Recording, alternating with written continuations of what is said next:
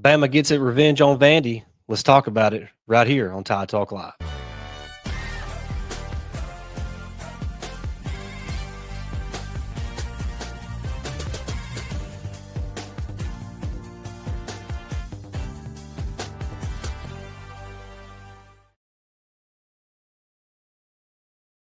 What's up, everybody? Welcome into Tide Talk Live, powered by the Believe Network. Stacey Blackwood, joined alongside my good buddy Jake Thomas after Alabama's revenge win over the Vanderbilt Commodores on Saturday, 30-14. Big win for the Crimson Tide as they moved to 4-1 on the season and 2-0 in SEC play. And we're here to kind of recap that big win for Alabama. Before we dive into that, make sure you do like, share, and subscribe here on YouTube.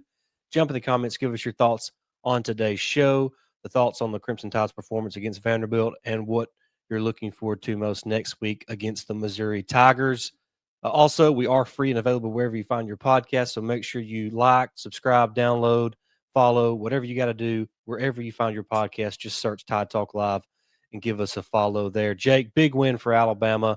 Gets the revenge. Wasn't a great start, but they finished on the right side of things. Just your overall thoughts on Alabama's big win over Vanderbilt. Man, I was so glad we got that, got that elephant out of the room. Honestly, it's finally, we can finally look ahead to getting Vanderbilt out of the way and getting that revenge. Now we got Missouri coming up this week, and but yeah, the game was awesome, man. It didn't start out too well. We said that we needed to start, fast, and we kind of did, and then got down there to the fourth play call, which was, we can talk about that a little bit. It was just kind of a weird play call. Maybe the design was great. I really hadn't seen an overhead view of how things work, was shaping up on the bat side, but and then Vandy come out on their first possession after getting that and just ran it down our throats. But then the Alabama defense locked in for the rest of the game. And I think that's where we need to focus on, because that Russian defense, we've talked about it all season long, how terrible it's been. But they locked in this game after that first half, really. In the second half, Vandy couldn't do anything on the ground. Yeah, it's crazy how, if you would have told me Alabama gets down 7-0 early in the game, they've already got a turnover, and Vanderbilt's driving again, I'd have thought, my gosh, it's going to be a long day. Yep. But credit, I think, just from a big picture point of view, since that Florida State game, maybe the most impressive thing about this team is just the mentality that it has. Right. And it's a totally different team than what Alabama put out on the field against Florida State in week 1, Jake. I mean, it's a completely different looking team, not only from how well they're executing, but just from an intensity standpoint, a mentality standpoint, how it's really, they're playing a 60-minute football game. There's no let up. There's no let down. There's just 60 minutes of hard fought action. And I mean, it's just, that's the most impressive thing to me of how they've really done a complete 180 from how things started against Florida State. So a really good job battling the early adversity, creating that turnover in the red zone where Justin Jefferson, stripped Diego Pavia, which really just changed the game. I mean, it was Katie bar the door after that. I think Alabama went on a 30-7 run after forcing that fumble in the red zone. So just the intensity, the mentality, the never quit, never die attitude from this team that we've seen since Florida State. And that's what happened again on Saturday against Vanderbilt. That's just the most impressive thing to me.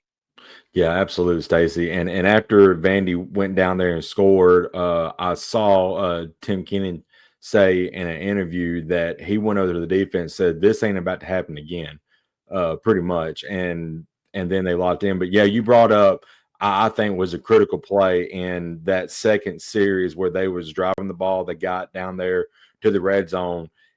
If that strip, fumble does not happen and they go up 10-14, depending on how the rest of that drive played out. I think it was a third down situation then, but if they go up 10 at least, that's 2 scores, and then you're thinking, oh my gosh, here we go again. It's the same as that thing happened last year all over again. But like you said, that definitely changed the momentum and the outlook of the game in the Crimson Tide's favor. For sure. And I think next what we ought to do is kind of look at, what went right for Alabama and what went wrong for Alabama. Let's start Mhm. with what went wrong, in your opinion, just overall in this game, Jake, what you maybe didn't like or what you thought Alabama could have done a better job of executing that. Yeah, I love Ty Simpson, but he's got to learn to throw the ball away in situations. I get that he is a playmaker and he wants to make a big play, and he made several big plays in this game, just like he has all season long. But when there's four guys, chasing you down and there's nowhere to go, you just got to get rid of that ball. You can't take four sacks. Ultimately, it didn't cost us in the game. It did cost us some scores, some scoring opportunities, and more. I mean, at those sacks and crucial situations, and if Alabama could execute in the red zone a little bit better, this Alabama could have scored 40 easily in this game.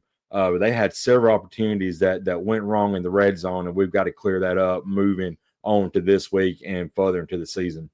Yeah, you brought up the red zone offensively, Mhm. Jake, and that's where I wanted to start in terms of what went wrong. And you want to give credit to Vanderbilt because they did a good job Oh yeah. and kind of shrinking the field once they got into the red zone. But I don't think Alabama did anything to help themselves once they got into the red zone. And what I mean is, I felt like once Alabama got down there, they abandoned the run a little bit too much. Mhm. And the field shrinks in the passing game when you get in the red zone. I mean, the open areas in that zone coverage are going to be a lot smaller. Right.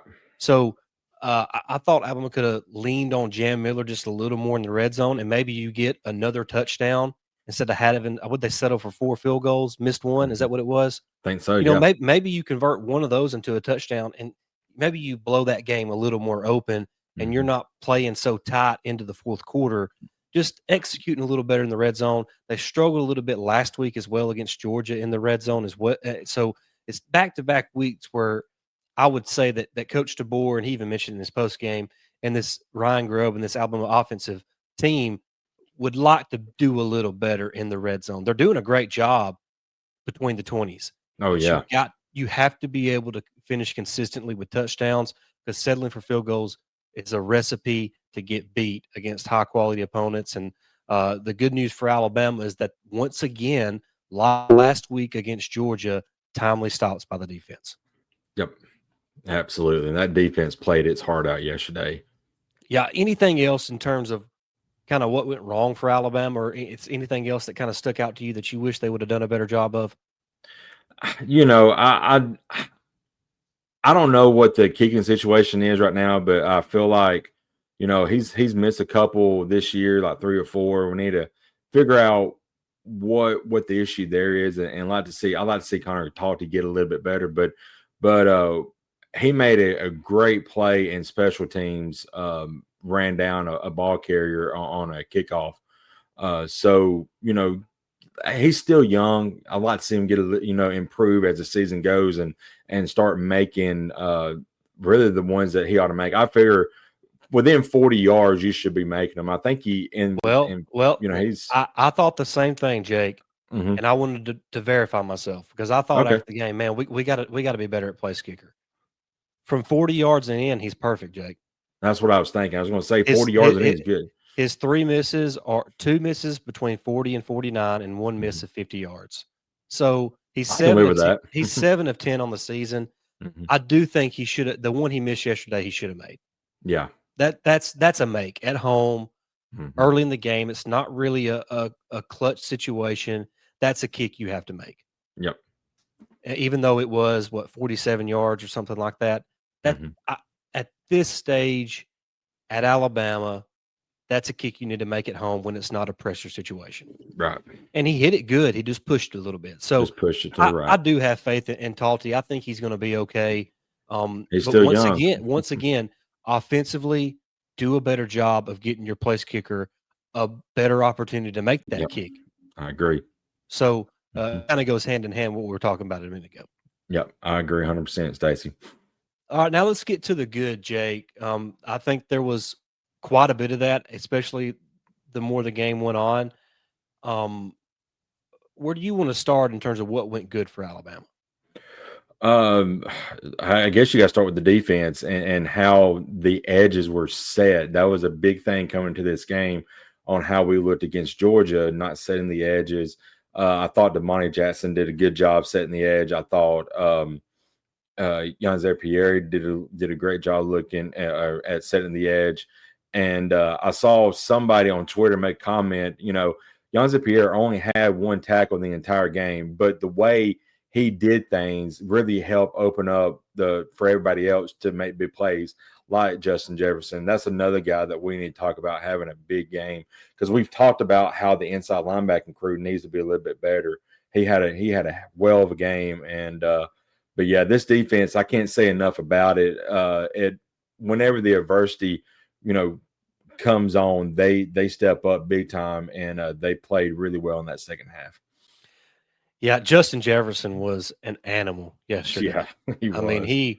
that was a really good performance, and I haven't had a chance to go back and watch the game yet, Jake, but it almost seemed like Deontay Lawson was kinda nicked up the whole game, like, he was Yeah. limping a lot. Hmm. He didn't seem, I don't know if it was something to do with his knee or maybe he tweaked something else, but he didn't seem 100% to me yesterday. Right. He didn't play bad, he just didn't seem 100%. Now Hmm. Justin Jefferson, he was flying around 100 miles an hour, He and that was was. the Justin Jefferson I was hoping we would see against Florida State, because I thought he would kinda be that X factor Right. inside the box for Alabama against Thomas Castellanos, Hmm. but it didn't turn out that way. But man, did he show up in a big way against Diego Pavia, kinda limiting him. I think Pavia broke one good run, and that was it. Yeah. And the truth is Vanderbilt broke that one long run at the beginning of the game, and they didn't do much after that. So, Hmm. defensively, the adjustments by Coach Womack and those guys on the field, really good job of limiting what Vanderbilt was able to do, and then forcing turnovers. We know what last year in the back half of the season, the biggest turnaround this defense made was because they were forcing and creating turnovers. Yep. And it seems like they're starting to pick up that momentum again. We saw Bray Hubbard first force that fumble last Hmm. week against Nate Frazier. Justin Jefferson forces a fumble. Keon Sabb gets a pick. I know Mincy's interception got called back, but once again, we're right there. We're flying to the football. We're making plays defensively. And when you can do that, when you have a high powered offense led by Ty Simpson, that is a recipe for success. And credit to Coach Womack and the defense for showing up in a big way after a rough start.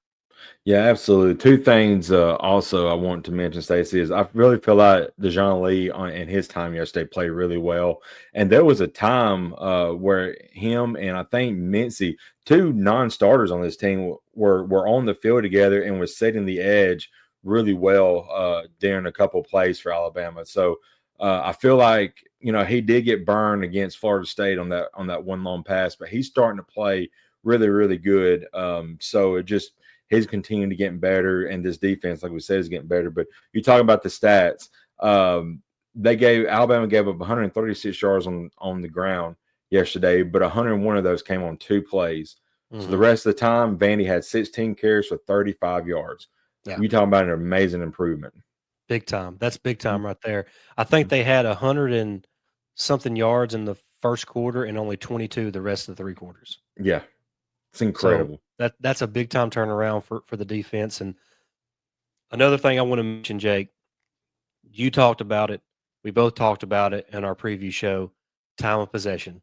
Yes, I mean, we I flipped don't that script. I don't think you could have asked for a better version of time of possession in this game than what Alabama provided. Right, 37 minutes to 22 minutes. right. Wow. Yeah. And when it was a one possession game, Alabama had the ball and they ate up, I think, like 7 minutes and 24 seconds off of scoring drives, or I think it ended up in the field goal, but still, we went up 9 at that point. So at that point, they didn't have a lot of time left, and they're down 2 scores. So Yep. just eat that clock, and you maintain a ball game, and have a winning formula when you have and own the time of possession. Yeah, Jake, that drive you're talking about, it was Alabama got the ball back. They're up 20 to 14. Yep. They go on a 16 play, 69-yard field goal drive that ate up 8 minutes and 29 seconds. 8 minutes and 29 seconds. Wow. That's half a quarter. That's all more than half a quarter. More than half a quarter. That's Golly. what winning football is.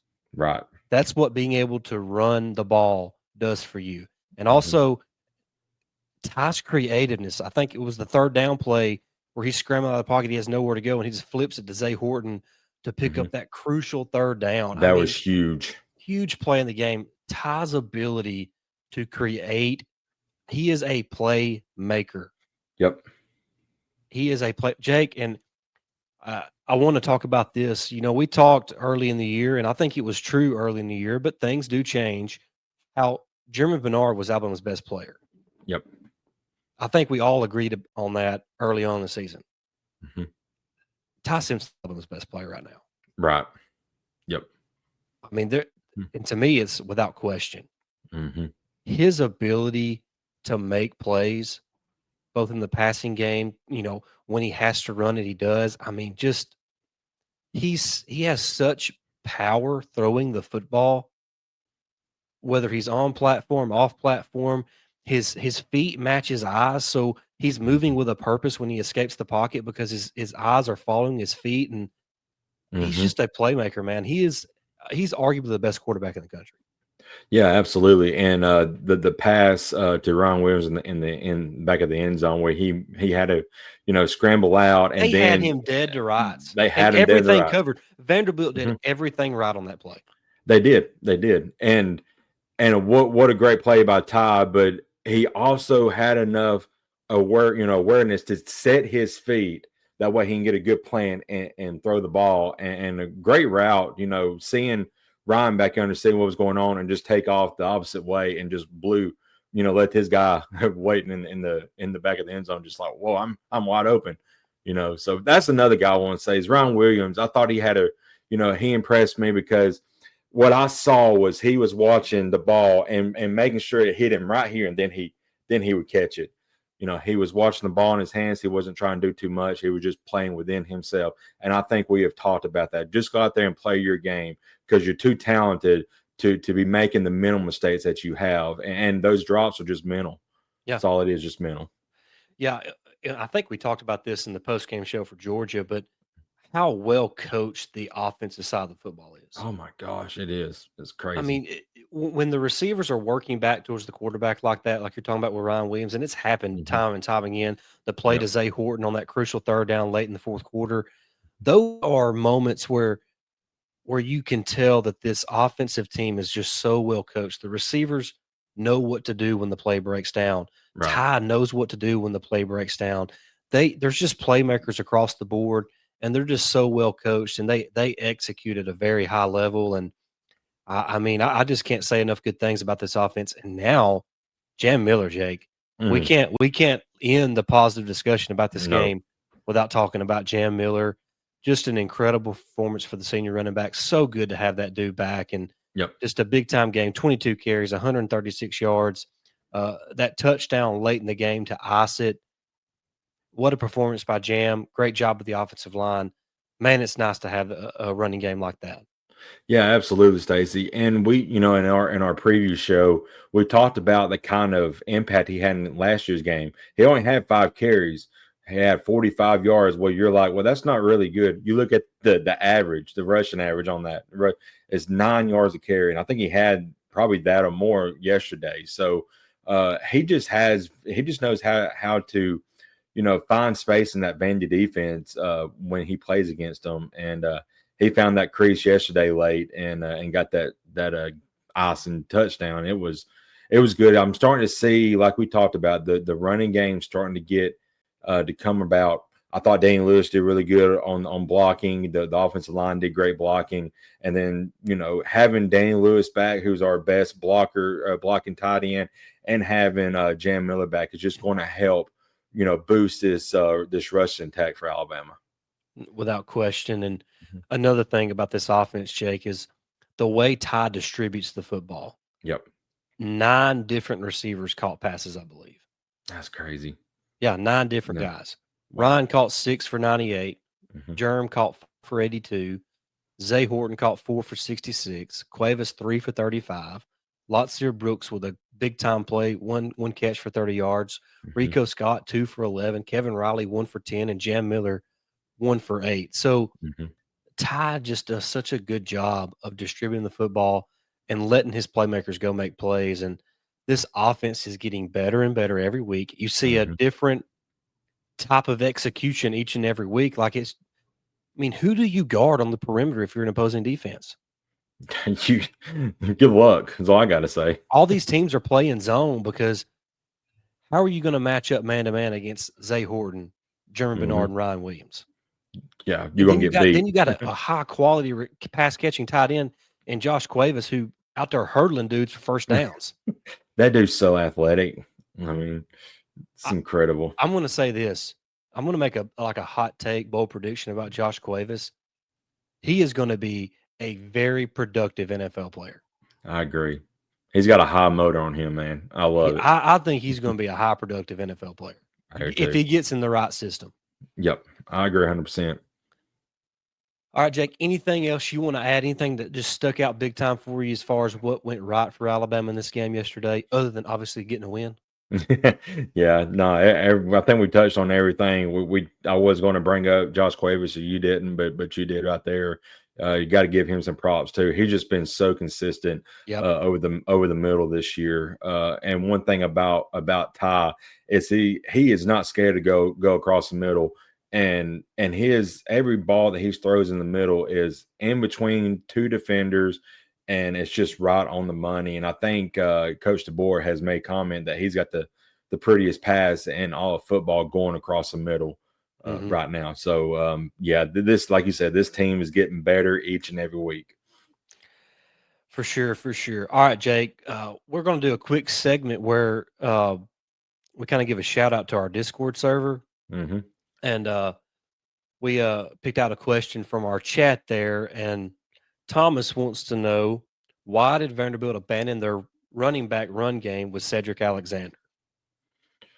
That's a very good question. I mean, they had success early on, and then it just seems like they put everything on Pavia's shoulders, and Pavia in this instant wasn't able to go out and deliver. He put too much money where his mouth is and couldn't back it up. Um, yeah, I thought they did abandon. I mean, they're still within one score late, in the third quarter. You can't abandon the running game at that point. You still got to try to find holes. And even as good as this defense played, yesterday in the run game, that they're susceptible to have big, give up big plays as they did early in the ball game. So you still got to try to probe and find that opening. And I just think that seemed like that they just got away from it too quick. Uh, Cedric Alexander had 4 carries in the game. That's crazy. Like, I why do you not give him more? I don't have an answer for that. I don't either. I really don't. That's your bread and butter is handing the football off and or letting and Pavia had like I think 12 rushes in the game, but so your 2 best rushers only combined for 16 carries. Yeah, To me, it's got to be 20 plus if you're Vanderbilt. And yeah. like you said, it's not like the game was out of reach. I mean, they were actually in the lead Mm-hmm. for most of the first half until Mm-hmm. I tied it late in the first half, which by the way, how Boy, clutch was that drive? what a awesome 2 minute drive. It's like a Back to minute drive, back to back weeks against ranked opponents when you got to have a scoring drive before the half and you go out there and do it. and you go out there and do it. Mm-hmm. And how about Big KP getting that carry, Jake? Man, I love it. Just bulldozer right through there. I mean, how you gonna bring him down? I just don't understand, man. But yeah, That's it's great. crazy. Yeah, Uh, anything but else, yeah, Jake, you I want to add? I was just going to say about that about Cedric Alexander real quick is maybe that's what Vandy Media needs to ask the coaching staff this week and their press conferences. Why did you abandon Alexander and in the last game? Because that's the only way that you're only the coach is going to be able to answer that question. Mm-hmm.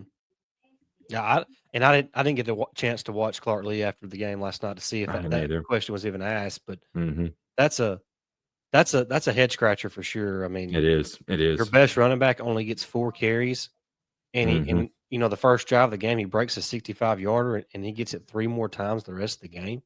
Yeah. And Stowers, I felt like we kept him at bay yesterday, which was huge as well. Yep.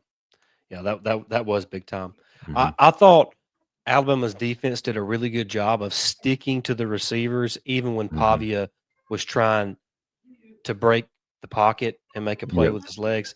I thought they were sticky just enough to where he had to run it, make him run it, Hmm. get him down, and make them play another play. And that's Right. then you start forcing some turnovers and get the ball back to your offense. So Hmm. uh, just a really good team win, Jake, yesterday, Yep. especially after the slow start. You know, you Hmm. get the ball, you march down the field, you turn it over, you give up a big play on the ground, you miss a field goal. They march the ball right back down the field, and you force a turnover, and you just kind of flip the entire script of the game. And so, just a great team win for Alabama. Like I Hmm. said, they moved to 4-1, 2-0 in SEC play. Everything they want is ahead of them, Jake, and it all starts Yep. next week on the road at Missouri. Just your early quick thoughts on that matchup. Yeah. My heart, he just scares me. He's a great looking back, and Bo Pribula has done really well. But I know they play Kansas and I know they play South Carolina, but this is going to be the best team that Missouri has played this year. So we'll see if they can handle playing a good defensive team and a sound offensive team, and can that Missouri defense stop Alabama's offense? You know, it reminds me a lot of this last week, Jake, against Vanderbilt. We talked about that in our preview show. Yes, we think Vanderbilt's a really good football team. I still think that, Hmm. but they had not been tested at all. No, no, they haven't. The best team they had played was South Carolina, who was without Lenore Sellers for a big chunk of that game.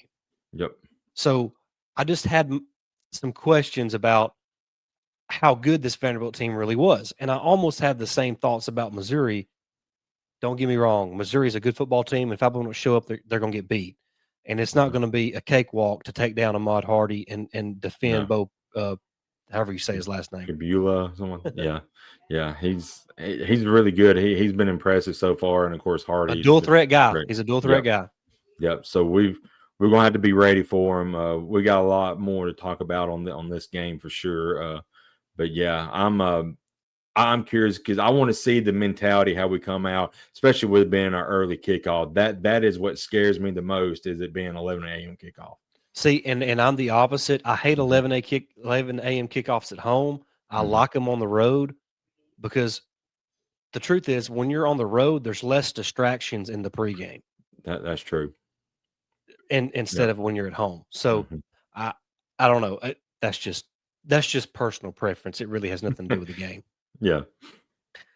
All right, Jake, that's going to wrap it up, man. Big time win for Alabama over Vanderbilt, 30-14, getting that backdoor cover with what Yep. about a minute left or so? I don't even know how much time Yeah. was left when they scored, Probably less than a minute, but honestly.